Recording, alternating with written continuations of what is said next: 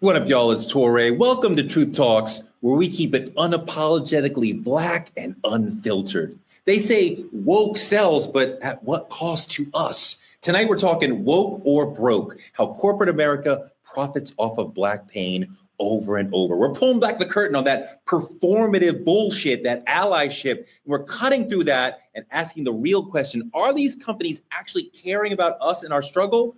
Or are they just using us to get over on us, to get more of that money? And how do we reclaim our power back from them? Right now, we're about to have an amazing conversation. It's Truth Talks. Let's go.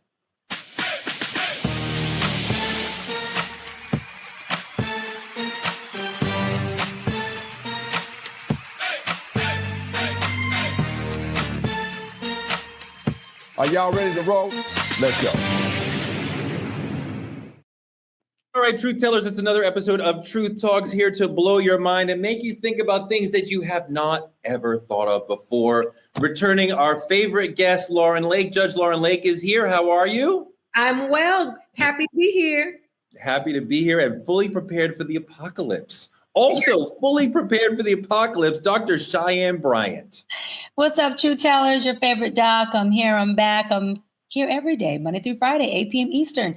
I want y'all to keep lighting the chat up because y'all been in the chat going crazy. I've been seeing y'all go in there talking about, that's right, sis, what Dr. B said. Yes, Dr. B, cook Dr. B, preach Dr. B. So I still want to hear that. And I want to know when you don't agree with Dr. B. Because I know sometimes I say some things where it looks like the screws are missing, but let me tell you something. I don't want the screws back. I like it just like that. I love it. I'm glad you recognize that sometimes the screws are missing, but I want to know if I can borrow a little zombie repellent. I know you are prepared for everything, and my man Dimitri's going to deal with the zombies in Chicago. How are you, young D? Listen, she prepared for everything. I'm prepared for nothing. Listen, I just like they drop in the chat that I'm handsome. That's all I really care about. You know what I'm saying? That's all that matters. That's all that matters. What are we talking about?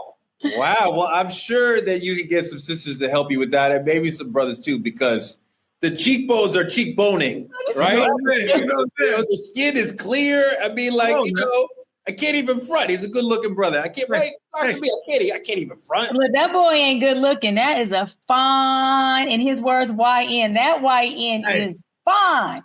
He lucky I took my little cougar claws and retracted them because, honey. Wow. Hey, let's get into trending truths, even though that topic was fantastic. We can go around with that if you want. Dollar General Pastor Jamal Bryant, who I love, Dr. B loves. We all know him and respect him and love him and appreciate his activism over a long period of time. Very serious, real, important figure in our community.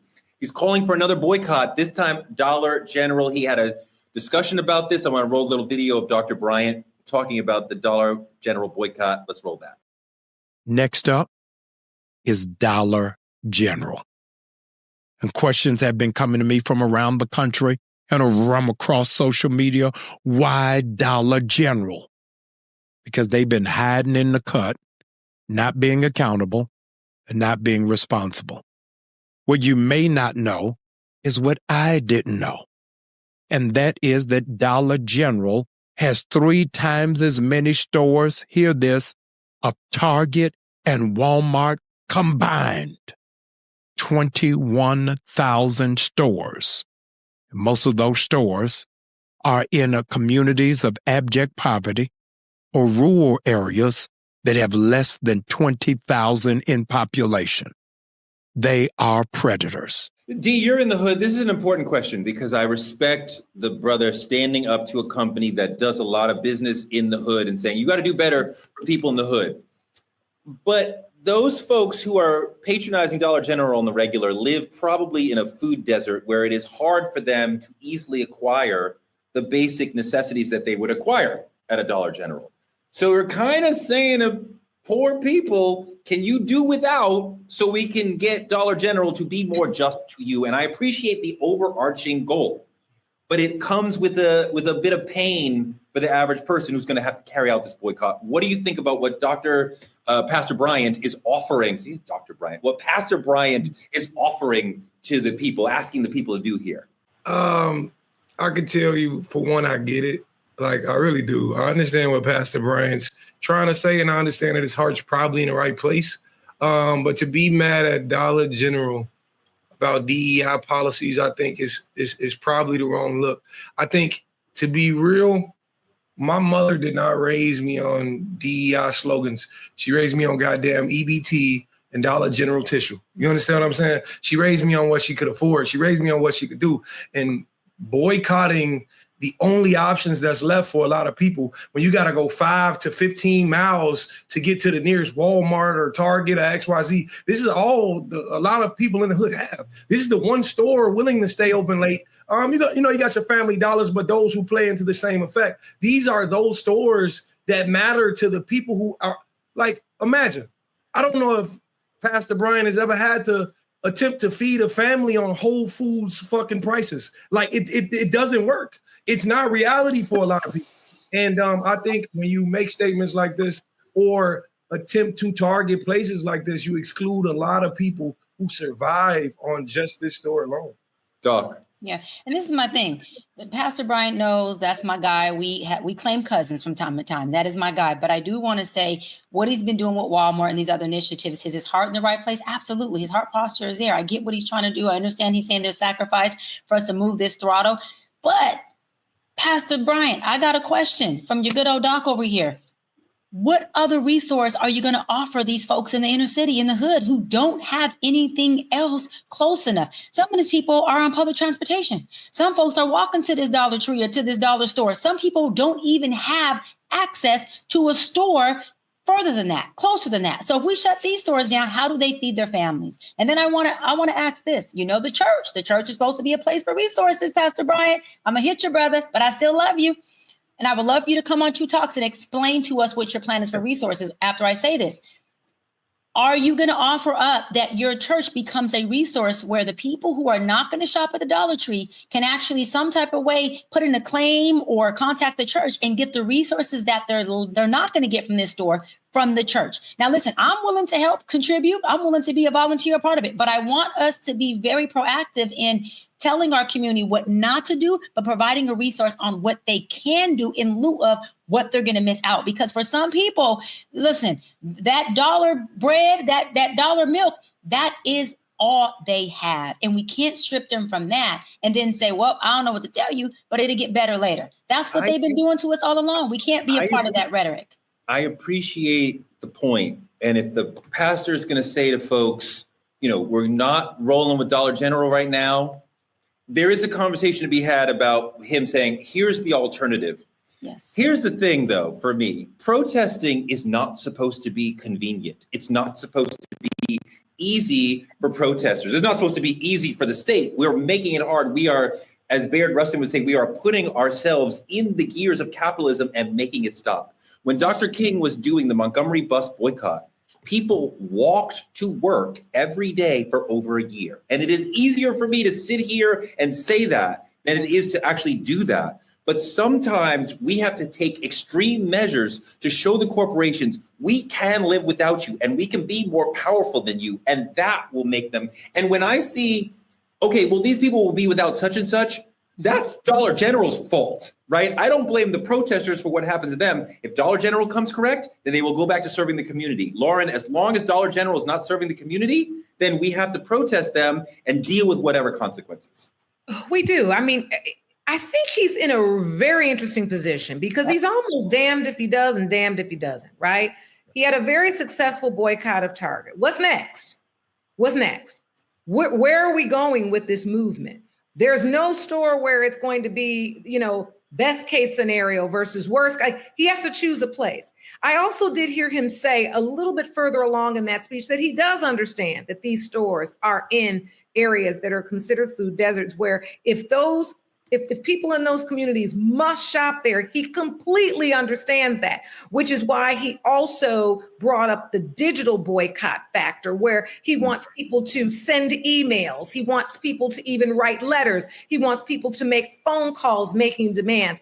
I think what he's trying to do is keep the momentum going from Target, where we are putting companies on notice that if you don't value us, we won't value you. And so maybe in those food deserts where people still must go, right? Of course, go. We're not going to have you starving over no boycott of Dollar General. However, in the communities where you do have options, maybe choose another option. Now, this is where it gets tricky for me. What's the option? So everybody's saying all the time, okay, so now we ain't going to Target, everybody going to Walmart. But I thought we had a problem with them. And then everybody says, well, now we're not doing that, so we order them from Amazon. Do we have a problem with them? I feel like there's this, we don't have a large scale blueprint of where this is going and how. And no, we can't do everywhere at once. I do understand that. But I think we do need to understand how this blueprint flows so people can kind of have the big picture of what we're doing. And more importantly, how we move as a culture to then combat it's almost like our tie to these larger corporate, like what could we be doing as a people to where we always don't have to go there? Now we've got some places online.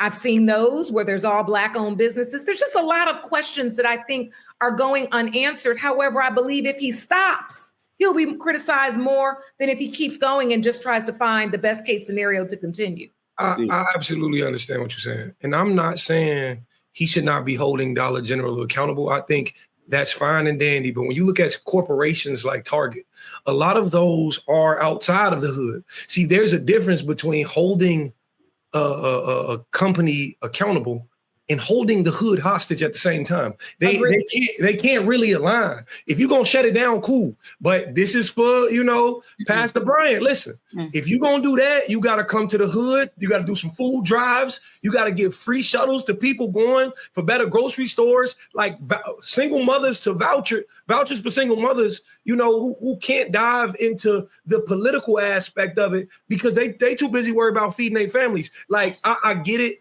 I get what you're trying to do, and I get what you've done. I seen the way it worked for Target. You said don't go to Target. I wasn't in Target. But if you tell me that the only way I know how to get to where I'm going is through CTA bus, that's Chicago Transit in Chicago. If you tell me I can no longer take that, what do you want me to do to get to where I'm supposed to be for my family? I need answers. I need solutions, not emails.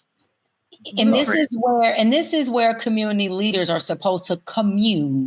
This is where leaders are supposed to come together and not be divided. This is where Black Lives Matter no longer has a problem with NAACP and vice versa. This is where church pastors and bishops and congregations come together to congregate, to figure out a plan of action. This is where people say, wait a minute, we are going to have a plan.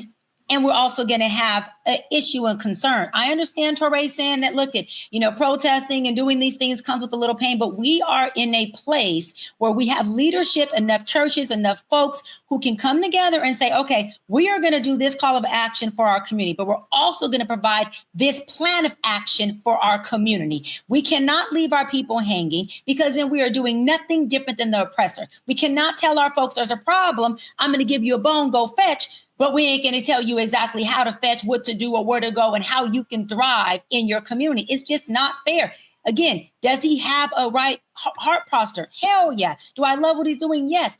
But lastly to my point, before I can land, who are the stores and the folks that we can partner with that will offer these vouchers, that will offer grocery credits? Because there has been time in our community that we have boycotted many stores in the Los Angeles area as NAACP. We partnered up with 99 Cent Store. We partnered up with stores. We have a Big Lots for us out here that say, we're donate $100 gift cards to the folks at the college that you're the vice president of Dr. Bryant. We're donate grocery gift cards to the people who are in the projects that you're telling them to stay away from, or that certain stores are not catering to. You have to first put plans into action before you go tell people what action you want them to take, especially a marginalized community that's despaired and they don't have a thriving plan. They are surviving. We can't make it heavier for them. We got to go in there and help them out. That's just what you do. And if you got to be boots to the ground, like Demetri said, show the fuck up. Show the fuck up as a person and say, look, I'm Pastor Bryant. I'm Dr. Bryant. I'm Judge Lauren. What do y'all need from us? Who should we partner up with that where we can help you? And if not, we're going to help you figure it out. You're right that the pastor has to have some action, some real tangible action to provide people with another pathway. Because if they live in a food desert, we can't just tell them, well, you just can't get milk. I'm sorry. You can't get it at Dollar General. You can't get it at all. Like, well, that's not an acceptable. And you have an infant child. Yeah, so he has to help people find a solution to not need to patronize this predatory store. Because on the long term, we do need to root out the predatory corporation. Yes. But what is the day-to-day action you're allowing the people? And there is a big difference between Dr. King saying, okay, we're going to walk to work versus, well, we cannot access milk. Like, we do need milk or bread or what have you. So we can't just tell people, well, just walk and get that. Like, you can, but you can't. So I need the pastor to at least maybe come on here and tell us a little bit more about how he's going to effectuate this. And if you're in the comments and you have ideas on what those folks in that community can do and who they can turn to for resources so they can boycott Dollar General, please let them know. Please let us know, and we'll share with them, and we'll put it all in our. And I want to push really quick for people to, because Judge Lauren, you said this in one of our episodes, push for people to build a relationship with their local officials. Listen, your local officials could do more for you than your state Congress, senator, or the president locally. Build a relationship with them. We had our local councilman, Tim McOsker, give us buses to bus the kids that were in the projects out to different basketball games, football games. We had an exposure program. They will bus. So Pastor Jamal Bryant, can we get in contact with and have partnerships with our local officials where they were busing food, busing milk, busing water? Exactly. And that's the feedback I think these movements need. And that's why I was talking about, I think there needs to be more of a blueprint, a greater understanding, instead of this transactional approach of we're going here. Okay, we're going here. How does it connect to where we're moving? What is the map of how this creates the positioning that we want to create? I also want to say this, which will be, slightly uncomfortable, but a reality that I think we need to address. While I think he does make it clear that if it's your only place to shop, we're not asking you to go hungry. He said that. It wasn't in the clip that we played, but it is later on because I listened to it. He said that. I do want to talk about the way in which our leaders today, they model and they are rooted in such wealth and excess that's almost not relatable. And this is where I think the reach and the connection becomes disconnected. Yep. I believe the intention is admirable and credible. I do believe that the visual then of, and this is not just him, this is a lot of our pastors and leaders, that when they're Gucci head to toe and Louis Vuitton, and it's always the best of everything, and it's this, it does beg the question to those who are sitting at home, barely making it. How many more hoops, we got to go jump through while you still out and every day on your stories, you and your wife are living your limitless life.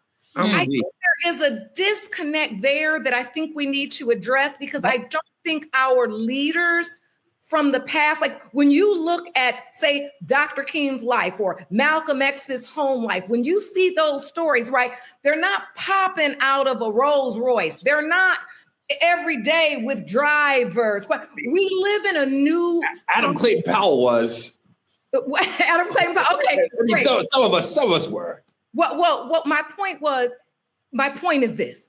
When you're trying to speak to, I think, a community that is struggling to just survive, I think sometimes them seeing you in a position where it doesn't look like you are also surviving creates a disconnect, or if you don't look really inconvenienced. Yeah. And, maybe I'm off kilter here, but I do think that there is a little bit of a disconnect here that I've even noticed from going to church. And look, I can not go to Dollar General, but I'm not going to lie. Sometimes when I go to churches, when the pastor is head to toe and look like a stylist had to style him, I'm like, to give the word.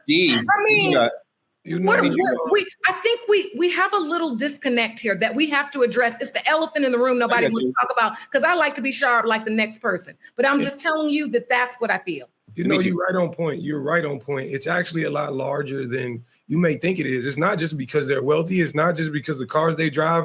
It can be as simply as that man having his legs folded in that video. I don't trust him because his mannerisms ain't even like mine. I've never seen him where I'm from. I swear to God. That's He's real. a serious activist, but we know him. He's a serious activist. He is in the community, and that's he's a very fine. serious But person. if you looking at the mental state of a young black man in the hood, his mannerisms ain't like mine. His If you words were in ain't like mine. Baltimore, you would be like, I know him. He's touched my life. Yeah, but Torre, he's saying something different. He's saying he Y'all may not know hear him, but me. he's not You're not related to hearing him. me, Torre. I don't trust what I'm unfamiliar with. This man can be using words too large for my vocabulary and make him not trust him. This is the mindset of people in the hood. So you want me to trust the fact that boycotting a store where I know the clerk, but I don't know you is what I'm supposed to do. That's the disconnect. That's the problem. It's not just about what they wearing or it's the fact that you're speaking on something, saying you want to help a place you've never been to. I've never seen you. And that's the largest disconnect there is.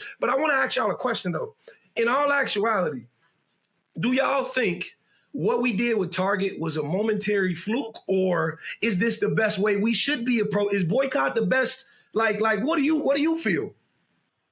I mean, I definitely feel like when we have corporations that are not serving us properly, whatever the problem is, Right. then we need to not shop there. We need to be conscious shoppers who are shopping at companies where their values and the way they do business aligns with how we want to see them do business. And we, in a world where we can online order almost anything, there really isn't, to me, a reason that we have to go to the local Target or the local Dollar General. And the thing is, I understand what you're saying about the mannerisms of the leader and the way that Malcolm X speaks is that in and of itself captivates people and they want to listen to. He seems like me. He's admirable. I get it. But when the thing that we are angry about is so triggering, then those other concerns and whatever privations that you have to go through to stop that company, you'd be willing to go there. I know one of my favorite restaurants in your town, Dr. Bryant, Roscoe's Chicken and Waffles, as I haven't dug in on the story, but apparently there's much more MAGA-ness and Trumpiness in the ownership there than I had known. And Black people are like, we're not going anywhere. And that is some of the best fried chicken I've ever had in my life outside of Memphis, Tennessee. But I will not go there because I'm so angry about the problem that it's worth it to me to have the deprivation. So when and that's kind of a joke problem, even though MAGA is horrible. But Cheyenne, when the issue is hard enough and makes you angry enough, then you'll be willing to go through those problems. You know, I'm gonna stand 10 toes down with Dimitri on this. What Dimitri is talking about, Torre, and you know this, we talked about this, representation. He's talking about representation. What he's saying is that it's easy to speak like Judge Lawrence said, from your pulpit, from your high mountain, from the suburbs, from the mansion. Yeah, you can holler from the mansion, right? But what about the people in the fucking desert? It's hot down here. We ain't got no water down here, bro. You and your Gucci, we just trying to have a little bit of water. You and your Bentley, we just trying to get public transportation. We're trying to get a transfer from bus number 2 to bus number 55. Hold on, we on the subway. We're just trying to make sure that my son and me can get on the subway when there's a rise in crime and we can get back safe. Hold on, I get off work at 4 o'clock. My son gets out of school at 3:30. Am I going to get a CPS call to me because I'm just trying to make it from work to my child and I'm a single parent? Wait a minute. So the Gucci in the mansion, that is not something that person can relate to. But you want to come down here and have a conversation with me from up there. And this is why it's important, because for myself, when I said I went from the hood to the hills, I make sure I am the vice president of Harvard College that is in the root of the hood. I don't want to be the VP of Harvard. I like being the VP of a hood, JC. You know why? Because I bring my black ass back to the hood. I drive my green machine, which is a Kia, or I drive my Bentley. But I go in there and I'm boots to the floor. I'm talking to students. I'm having conversations. And in those moments, I'm telling you right now, to Judge Lawrence's point, I try to come in with no makeup. It's not about dumbing down. It's about respecting my people, respecting my city. I try to make sure I come in, I'm as relatable as I can. I don't want to be a weapon. I don't want to be a threat. I don't want to be someone that intimidates them. I want to be someone that they can look to and say, wait a minute, she's not coming to show us what we don't have. She's coming to show us how to get to a place we want to be at. They may not want to be in the hills like me. I want to help them get to where they want to go. And a big part of it is if I don't represent someone that they feel they can identify with, at some point they can become a piece of me, I lose my people.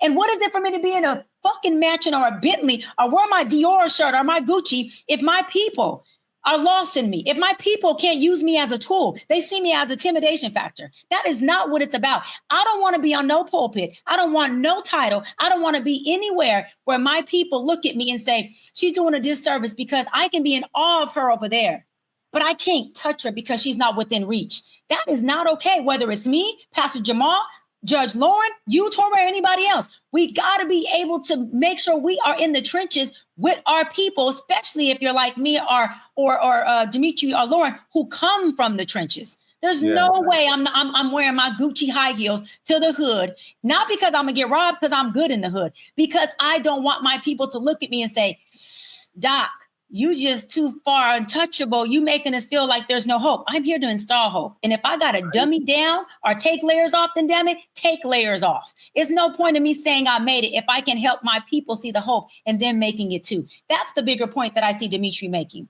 I love that. I love that attitude and that commitment to us and the notion that I can rise, but I'm still going to be at Black institutions and I'm going to be there in a way that will be inspiring and mentoring and uplifting to them. And whatever success we have, we should be thinking about how can we take that attitude and turn it back to Black people and lifting other Black people up with us. And I love that. Wait, really quick. And that's part of culture competence. Like I say this, it's part of culture awareness. And I'll wrap really quick because I always talk about culture competence being something that the white people or folks outside of our culture need. Guess what? We, the people who made it, the people who are doing well, we need to have culture competence for our people as well. We really do. I think that the attitude is really inspiring and important. And, as part of what we were talking about when Deion Sanders left Jackson State for Colorado, like you could be at Jackson State helping Black kids who are not able to get the level of coaching that you're able to get. And it's not anti-Deion. I love Deion, but just the attitude of take your success, academic, economic, whatever, and bring it back to Black people and never be so above Black people that you're not bringing your gifts back to them. Like I appreciate that attitude. And I think that's how we all should take our success and really try to pay it forward in that way. And we love Pastor Bryant. I think everybody in the segment respects him and loves him. Dimitri's hating a little bit on the way he sits, but I want that sweater. Who made that sweater? Can I get down on the sweater? He dresses down, honey. He dresses down. He does, Torre. He sure does. But if the pastor, and he knows me, he knows Dr. B, he knows Jody, if you want to come on the show and talk to us about what you do with Dollar General and what you did with Target, we would love to hear from you. We'd love to talk to you about the good and the challenging parts of your movement, because we're definitely supportive, but we might need to call him in a little bit, right, Dr. Heck yeah, I would love to. And you know one thing about Pastor Bryant, he's going to have answers. He always has answers. And I'm not saying not wordplay. He has thought out answers. And that's what I do love about him. He's going to come correct and he's going to bring it. So let's move on to our politicking segment. Elon Musk has stepped back from his explosive media feud with Trumpy, writing on X, I regret some of my posts about the president. They went too far. Who wrote that for you? That's not how you talk, Elon. You ain't write that shit. The billionaire bromance is back in the spotlight because Elon is apologizing to Trump in public.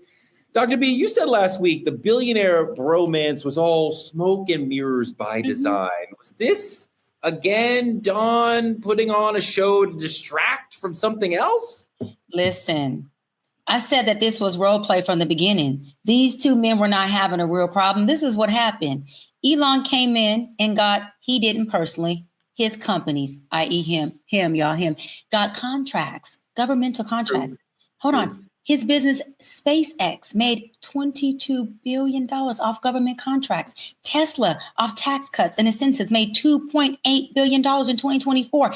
Collectively, to date, Elon has made between $38 and $48 billion for having a bromance with his BFF, Big T. So when he comes in, gets his contracts, gets his money, guess what? He can't just walk off stage and say thank you. He has to say this, Torre, you know what? Screw you.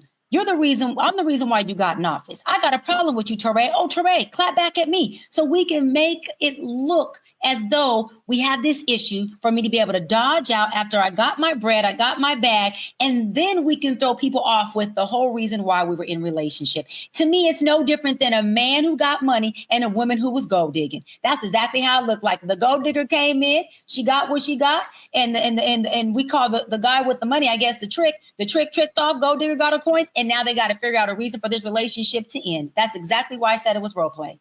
Yeah, Lauren, I'm not sure I agree with the doc. I think you have two combustible, highly egoed out people who are prone to say all kinds of things. Trump and Elon both seem to have personality problems where they'll say things that are self-destructive to themselves. And I think Elon got to a point where he was like, I understand that you are not doing the right thing. And I could see where a gigantic pork-filled bill would eventually blow Elon's mind when his whole project has been to go in the other direction. And he said something that, given his wealth privilege, he would be willing to say, and Trump would find offensive. And so now they're fighting. But it's all like when you have the two biggest egos in the country, of course, eventually everybody who is around Trump starts fighting with him within about 3 to 4 months. Most people do not last any length. And Elon was by far the most famous person who'd been in Trump's orbit for the longest. So I'm like, eventually this is going to end. Lauren, what do you think? I thought it was real. I didn't think it was all performative. I think there may be pieces of it but I felt like the couple of the digs that Elon took with respect to, you wouldn't even have won this election without me, which we were all waiting for that next thing to drop, and so tell us what you really did, and then also the part where he talks about, the reason why the Epstein files haven't been released is because, those are low blows. If you were going to craft an argument, I don't know if we necessarily would include that dialogue as a part of the fallout, especially when we already have the super bill as already a point of contention, right? He could have just been like, he don't know how to do business. You see, he ain't never really done business. That's why his company. So you're going to trust he could have gone anywhere. But when I tell you, he went low with the Epstein files. And also, I saw this coming. I felt like the energy of this had been brewing ever since his son was in the Oval Office and he had that little slip where he had to tell everybody, you ain't the president, you need to just shut your mouth. See, I already knew that there was something going on in that house and things being said that this little boy was picking up on. And I felt like in that moment, Elon had basically said, now listen, I came in here, got this election for you and ran this country for you to this certain point. Now, my business ain't making money. I'm about to go. Don't now try to undo everything I did because you're undercutting my intelligence. And that's one thing he stands on and that people hold him up for is this, supposed intelligence. And I think that is what bothered him. And I thought a part of that discourse was real. Dee, she makes a great point. All her points are great, but she's talking about a 5-year-old. You got a 5-year-old about the same age as Elon's kid. They tend to repeat everything they hear. So if he's telling Trump, the 5-year-old telling Trump, you're not the real president, he surely heard that from Elon or his mother. Hey, that 5-year-old repeat everything word from word like a parrot. And you always got to believe them because they're so innocent and spitting it back out their mouth. They don't have bad intentions. Right. But for me, man, I think I may be a little different than everybody else here.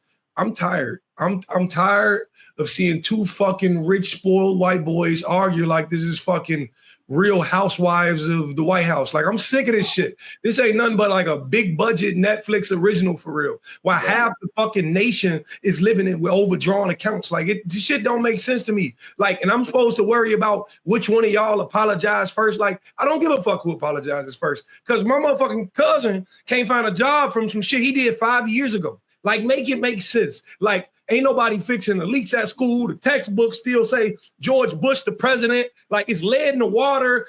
Like if you want to impress me, stop tweeting and go put some motherfucking money in a mental health clinic or something. Like, because this is not impressive to me. And I don't, frankly, I don't give a fuck. Like, why is it relevant to me if they fucking apologize? Like, I don't care. See, I'm sorry. And that's exactly the point, Dimitri. You know why it's relevant to you? You know why it's relevant? The low blows that Elon was taking on Trump are all the things we already know. We knew about this whole possible Einstein stuff. We knew about this whole Einstein, whatever. Say it, Tori. I don't care how you pronounce the damn thing, okay? Epstein. Thank you, Epstein stuff. We knew that Musk offered up millions of dollars to people who would go into a sweepstate for folks who voted for Trump. We knew all this. So you're not telling us any low blow we don't know.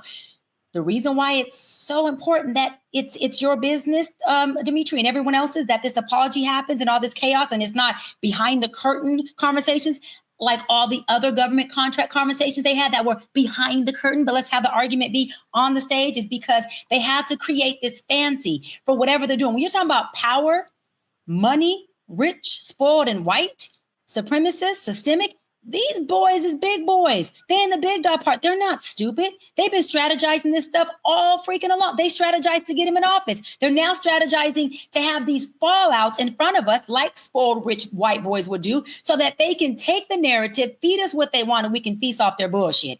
This is BS. This is about money and power. When that white boy, who happens to be from South Africa, Musk, got in there, got his dough, got his bread, him and Trump were not done having strategic plans and think tanks. Them boys is still planning stuff for the future. They're not done. Power and money and ego and narcissist does not have an ending point. They want us to see this because this is a part of their strategy to say, oh, they got into it. Look at them. No, don't deflect us from what the hell you really doing. Don't deflect us from this money move you're making. Don't deflect us from the strategy that you're attempting to do. No, we see what's going on. At least some of us do. That's some bullshit. I'm calling you out. You ain't had no argument. This is your tactic. This is your planning strategy. Do they have to make up a diversion? They doing everything in front of our face. Why? I mean, no, like really, keep it real. That probably about 5 years ago, I would have said this is all deflection and diversion. I'm talking about what these people have exhibited is that we will do this in front of your face and there's nothing we can do. Why does Trump need to create a diversion to send the National Guard and send troops? He's doing what he want to do. Ain't nobody stopping him. That's all I'm trying to figure out. He doesn't have to create diversions. They don't even have to talk in private rooms. They doing what they want to do right in their face, and ain't a check and balance gonna stop them. That's what they're saying to the American people. No, that's 100% right. And what is happening in LA is not a distraction. The sending of the military is the point. And the attempt to say, look what I can do, and can you do anything about it? No. That is the point. He's not distracting from something else. That is what he's aiming to do. It's not just the point, Teray, it's the plan. Exactly. But we're going to get deeper into that. We're going to get deeper into that in another episode because LA is hugely important to us in our community. Yeah. But I want to talk about something a little bit deeper in our main topic. How does corporate America profit off of Black pain? From Black Lives Matter statements to Juneteenth sales to DEI, corporate America is constantly cashing in on our struggle. Are they truly for us, or are they just about profits? Were all the so-called DEI initiatives really performative allyship? And did we get caught up in the illusion of diversity again? Black people have always been a commodity since we got on this land. Now they're using our resilience, our pain, our tears, our history to monetize our culture for their profit. Dimitri, when I see like Black Lives Matter hit, and brands and companies want in on the movement, and they're releasing statements, changing logos, changing old brands and stuff, telling us they stand with the Black community. And it sounds good, but 5 years later, you're like, were they really trying to be woke? Were they really trying to show that they truly care about us? Or were they just trying to make a dollar off of Black pain? You know, the thing about it is it's PR. it feels good because it's safe. It don't cost them shit. It don't cost you a dime. It don't cost you a meeting. It don't cost you a contract. It don't cost you a brick in a neighborhood. Nothing at all. So the thing about it is, I know if I can get the major consumers on my side to believe you everything in Chicago had a BLM fucking logo on it. I'm talking about pet stores. Corporations wouldn't even hire that same black motherfucker they was trying to appeal to. Like, so to me, of course they're going to take the safest option. Of course, the police department, everybody did it. But when it's time to actually care about the neighborhood that BLM represents, nobody gives a fuck. Lauren, what do you think? I'm thinking. No, really, because Dimitri makes such a great point. And look, there's a part of me that wants to believe that the absolute shock and trauma that the nation, the world witnessed spoke to the hearts of some, right? That this movement was rooted in some goodwill. However, I know instinctively, intellectually, it was about profit at the end of the day. I mean, the people selling the shirts, most of them weren't like Black people making money off of all of these shirts and clothes and things. But then you look at the flip side and say, well, those DEI efforts did bring a lot of Black brands into spaces where they weren't at the time. And if for just that 3 to 5 year time, those brands got that lift, got that exposure, how do we capitalize on that? I think the answer is murky. I don't think there's a black or a white to it. I do think there's very much gray to live in here, because I think while they did profit, if we're being completely honest, there were some Black brands and companies that got their start and a birth there where they were able to profit as well. On our pain, yes, but also because of some progress. I don't expect profiteers to do anything that would damage their ability to profit, right? I would always expect them to try to make the most amount of money. And I wonder if this question can be answered with, the answer is both, that they did this because they wanted to make money. And they saw, if you're Burger King or Amazon or whatever, if you reference Black Lives Matter, if you reference Black History Month, if you reference George Floyd and these people who mean so much to us, Dr. King, Malcolm X, whatever, I don't know if these corporations are referencing Malcolm, but definitely King, that they will get our attention and we will feel closer to them. Now, they are doing that to make a profit, but inherently, are they not showing us respect? That they are saying, we need to show respect to the totems and the symbols and the things and the people who they respect, and the colors and the flags. We need to show them that we are thinking about them, that we took a moment and said, let's get some Black actors in that ad. Let's put a Black Lives Matter flag in that. Let's show respect to Dr. King or Rosa Parks or whoever. So they are showing us respect in trying to get the profit. I think they're doing both at the same time. What do you think, Doc? No. First of all, there's no respect. Respect would be every time you purchase something that has to do with Black pain, Black progress, or a Black-owned business. In my company, a contribution goes to your choice of a Black organization. A contribution goes to your choice of a Black educational scholarship. A contribution goes to your choice of this, or maybe the store, the corporation themselves can say, hey, we're choosing, Black Lives Matters, NAACP, and help Black young kids go to college type of programs.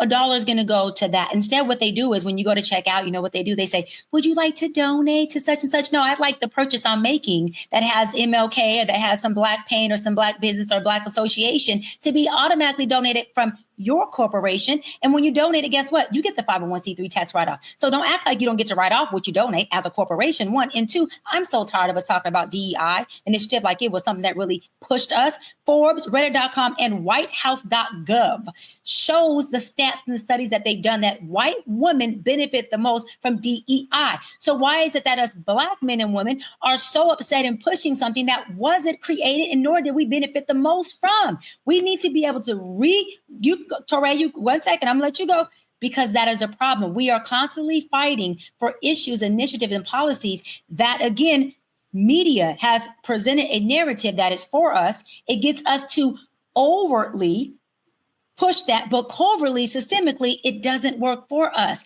This is why we got to be able to write, legislate, and author our own bills, our own legislation, so we know exactly who it's tailored to. You are absolutely right that white women have benefited more from DEI than Black people, full stop. But Black people have also benefited from DEI, and that we're not the most beneficial does not end the conversation to me. That I think that there are ways and there are people and corporations who understood that diversity is valuable in and of itself and elevated people to decision-making roles because they understood we are a better corporation. This is self-interest. We are a better corporation when the decision makers look like the country, when there are Black people in the room, when there are gay people, when there are women in the room making the decision with us. We are going to make better decisions. So they understood it is in their interest to be diverse. Now, we're moving in a different direction at this point because of Trump, but I think there is value in DEI inherently. Dimitri, go. You know, I like to see respect as something that never fades. I think the thing happens when you fall back on, you could view it in a relationship, a marriage, a parenting thing, regardless of when the situations change, respect is still on the table. Now, as you know, Torre, the moment the Black Lives Matter movement began to fade, everything went back to normal. It was no longer Black power and stand up for the people and all these things that they pushed early on. What really happens is a lot of people tended to revert back to who they were. Respect happens in silence. We need you to respect us before Black Lives Matter movement was profitable to you, and they didn't. Where their money was going and what they was profiting on, like to Dr. Bryant's point, is what they truly respected. And that's just my opinion. The BLM conversation is very important that you bring up.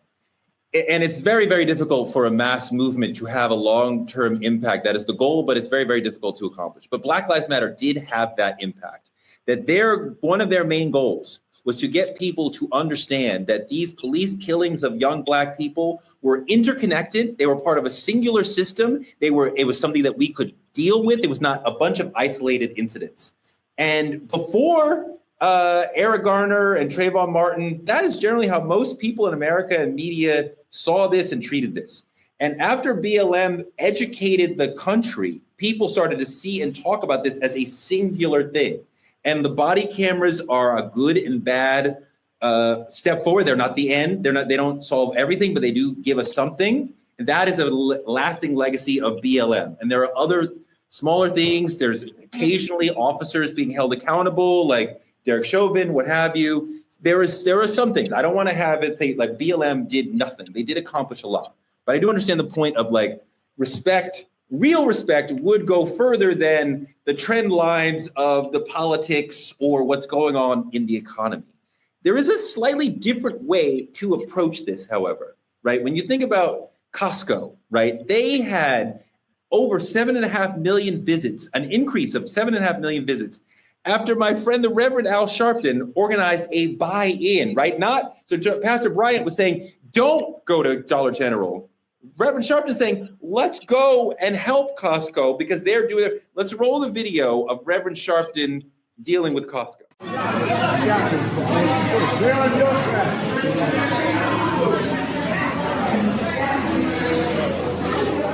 So here's part of the thing that the Reverend is dealing with there. Dimitri, I want to hear what you think about this.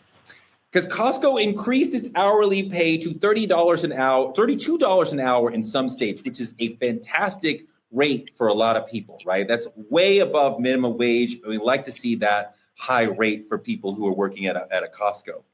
But they did it for all employees, not just the Black employees. So you wonder, is this really investing in the Black community? A lot of Black people will be helped by this, but other people will also be helped by this, but they're all working class people, right? So I'm like, are you happy that some fairly large group of Black people is being helped by Costco raising its wages, but then this isn't specifically for Black people? So what do you think? You know, the thing about it is, I think it's exactly what we seen happen with the BLM movement. I'm not saying the BLM movement did not do significant, positive push towards Black culture and Black America. But the thing about it is people begin to take that turn of phrase and saying, well, white lives matter as well. Well, blue lives matter. Well, all lives matter. And to that nature. The thing about it is, as long as Costco hiring Black people, go get your $32 an hour. I'm happy for you. That's exactly what we need to be doing. As long as they're employing Black people, that's all that matters to me. Because we talk about this pattern. And this is what I wanted to speak on a little earlier. There's a pattern that obviously Costco wants to push outside of. And in this pattern, there's people who, if you really pay attention to it, protests become commercials, our hashtags become marketing tools, our oppression becomes an aesthetic that they can post all over Instagram and drive themselves and drive their sales because they know Black people are going to support. What they do is they monetize the struggle and package it up just to sell it. See, there's a big difference between performative allies and real accountability. People who actually want to do the work instead of just profiting off your pain. How about you help these people heal? And I don't know about y'all, but I might have to go on over to Costco, get my 32, you know what I'm saying? Because this is better than most people. Well, you can't work at night because you got to be here with us on Truth Talks. Lauren, what do you think about this, that Costco does something that helps lots of people, it helps lots of Black people, but doesn't just help Black people? Can we look at that as a success? I don't think we have a choice. I don't mean to, be the parade rainer, right? But I feel like as you guys were talking, I was just like, the visual I kept getting was hamsters in one of those wheels, the things where the hamsters are running around and then they meet this benchmark and then they go back down. And this system, I think, has Black people sometimes feeling like and operating like we're just hamsters on a system that we don't control. And we're just being moved over to this side of the system. Now we're moving over to this side of the system. And I think we almost have to accept the fact that if we're going to all shop at Costco because we're not shopping at Target, the owners of Costco going to make more money. I mean, 1 + 1 going to be 2 all day, every day. And so, but are more Black people maybe being employed? Yes. Are some of the Black brands that maybe weren't making it at Target now able to maybe debut at Costco for a new debut and those profits, are returned to them? Yes. I think there is good and bad in every scenario. And I think when we're in a system that we don't control, we are never going to be able to ensure that all of the benefit is just segregated to us. We're just not going to be able to do that. And I think that's what I think it's Jamal Bryant was talking about how we did put too much emphasis on DEI in our communities and how it didn't benefit us the way we thought it would. And he just made that point that I think is so important. It's just that we're in a capitalist society. At the end of the day, as much as we want to talk about race, equality, morality, the needle moves in America at green, at money. So, Doc, what is the call to action? How do we get ahead of all the fake allyship or the performative corporate allyship, the T-shirts and the hashtags, but then they're not talking about over-policing and the oppressive system we're in, the real stuff that we're dealing. So how do we break the cycle that we're in with these corporations? Yeah, first of all, BML has done great work. We're not going to give them credit for body cams. Obama had $75 million of federal funds that did that. So I'm going to give that to our great old President Obama who put that in place. Moving forward, somebody, either Judge Lake or Dimitri mentioned media. Media is a multi-billion-dollar industry. They make more money off of our pain on the news, on social media, on all of the media that we are all of us are guilty to watching and participating in at some point, right? Yep. And we don't have enough true talk shows that are controlling the narrative of what media they are going to receive. We are also contributing, and hey, some people may not like this, and I don't care, contributing to the crime that they talk about, contributing to sometimes a lot of folks not being educated on politics. So we're not on a lot of the political networks or media streams providing our representation or our voice. A lot of us who are in leadership positions aren't always taking that leadership position and doing what we're supposed to do with it. And so what does that do? BLM got in a lot of media coverage and media attention for a lot of money expenditure that was not in alignment with what BLM was supposed to do. So what does that do? They covered more of that, y'all, than they did cover all of the things that BLM did do. That got huge media.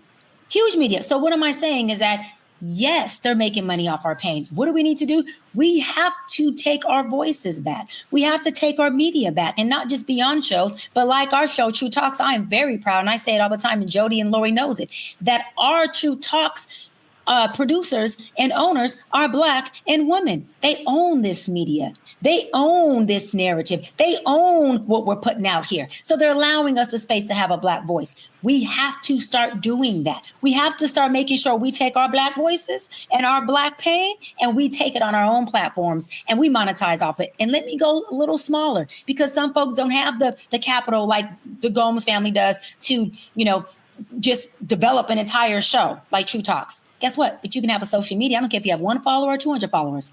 Take your media, put it on your social media, monetize off that. Start somewhere small, but we have to be able to take back our voices and our representation. And we have to be the ones that make money off of our history, our pain, and our future, and our policies and whatever else that we're doing. We can't keep letting them make money off us, because we are not only the biggest consumers. Let me go say this, then I'll wrap on this. Y'all, we've been profitable since the slave days. You know how we know? Because the only motherfucking people who were supposed to sell was us. Wasn't nobody trying to buy, and I'm gonna say, I know it sounds bananas. Wasn't nobody trying to buy them white folks.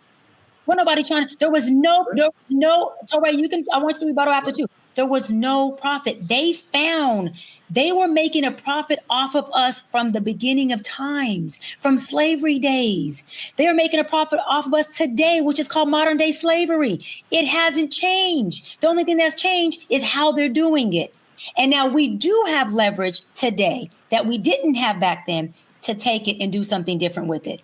And that is what I want us to do at all levels. Dimitri. Question for you, Toray. Could you do me a favor? I know you are navigating everything. Could you put that PayPal screen that I had seen back up there a minute ago? Could you work there it is. Thank you, Toray, for doing all you could do for me. I'm gonna ask this question because I know every single viewer, I've always seen things like this throughout my whole life. And if you're anything like me, my first question when I see things like this is, where the money going?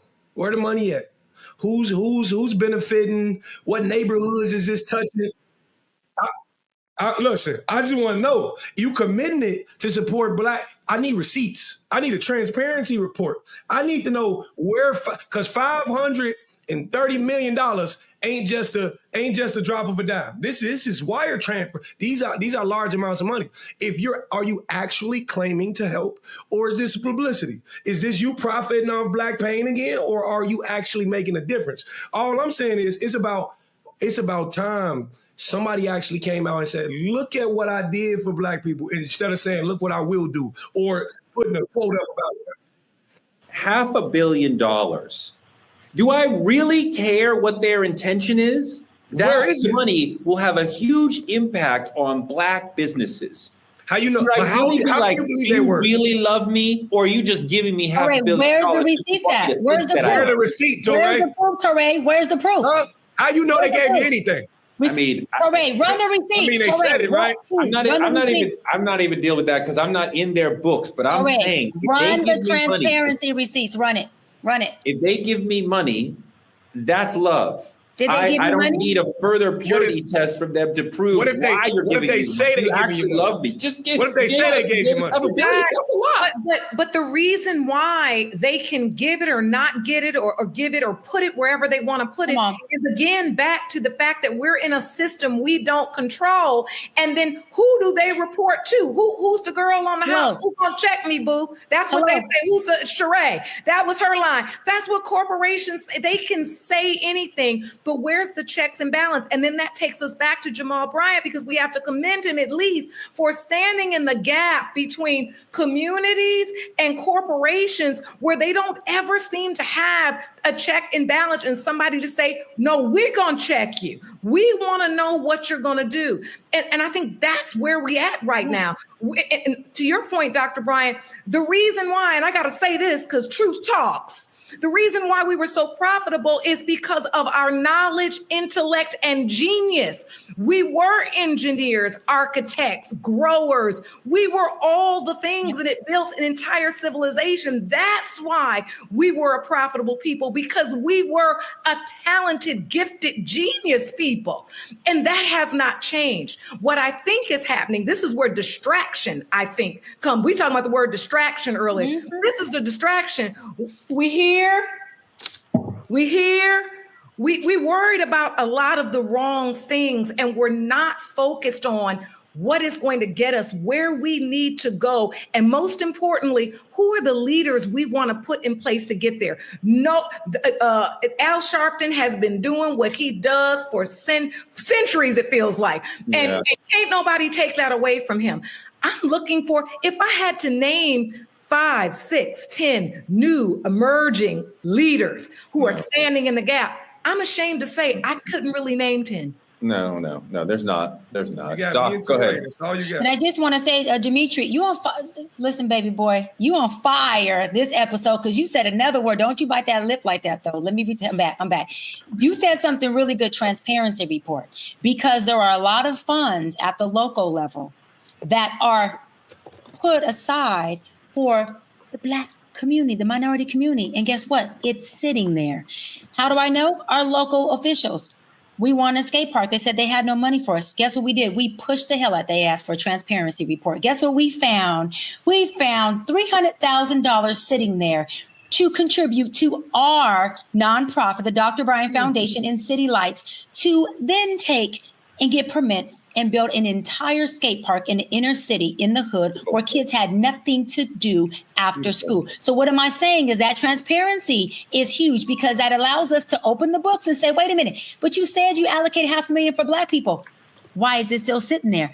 Oh, you allocated this for this. Why is that still sitting there? What's going on here? And that makes it to where we put pressure and we push, and they got to allocate those funds. We know that Brother Torre got some money, but Brother Torre ain't got no receipts. So, hey, you said we actually. I have no Bentleys. I have 0 Bentleys. I have 0 Dior shorts.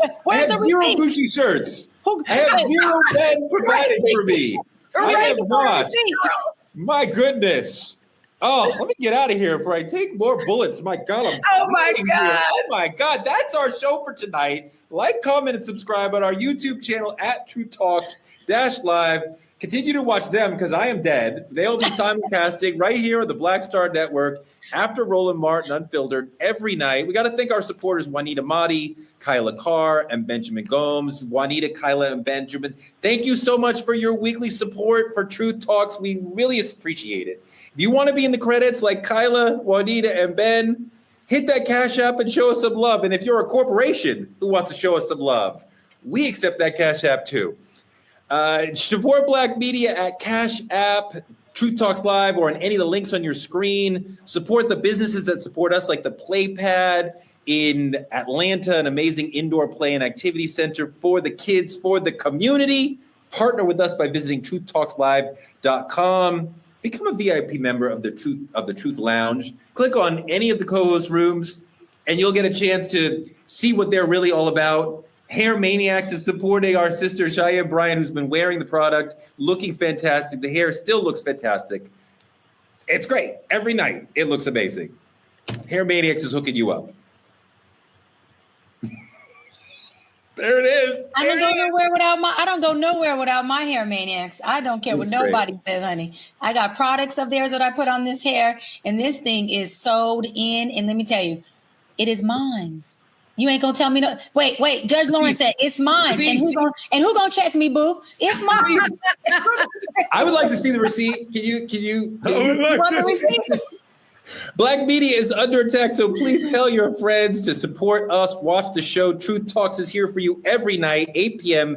EST and 8 p.m. PST on the West Coast for Kendrick Lamar fans. Next week, Ebony K. Williams will be here and Ryan Cameron will be sitting in. We will be here every weeknight at 8 p.m. There's Ebony K. Williams. Love her. And we will see you tomorrow.